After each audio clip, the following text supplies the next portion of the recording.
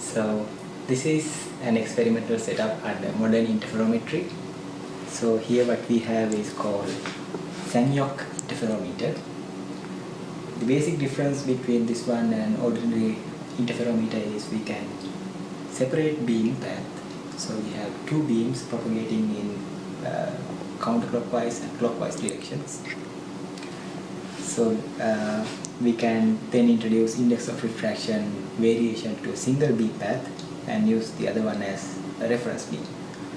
So in this experimental setup, first we have the laser. We tilt it so that we can have 45 polarization direction. So we have horizontal and vertical direction polarization with equal amplitudes. Then we have two beam steering mirrors. Then we have polarization dependent beam splitter. So here this one split the polarization to two parts. So one propagates this way and complete the rectangle. The other propagates in this direction and completes the rectangle. In this region, two beams propagate in the two different paths, which they are not overlapped. At the output of the beam splitter, they overlap.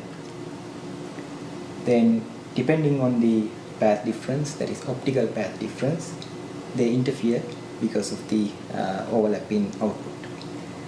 Then we divide the beam into two polarizations using this arrangement. Again, this is a polarization dependent beam splitter.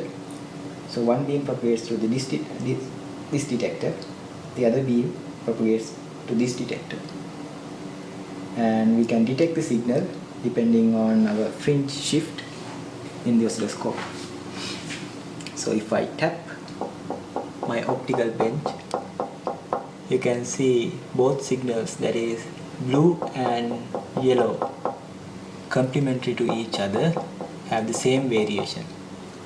So that suggests that the Sagnac interferometer is sensitive to vibrations, but because both beams are affected by vibrations, they cancel out each other when we take the difference between signals. So here we have a gas cell which is only affected to the one beam path. Now if we vacuum the gas cell and allow it to fill, we can see the fringe shift and also the corresponding sinusoidal variation of the detector signals.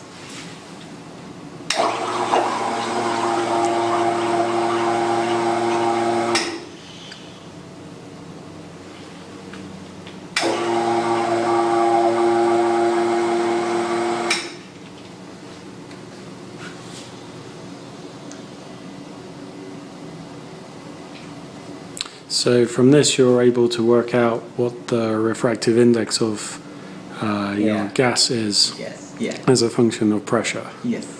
Okay, thank you very much.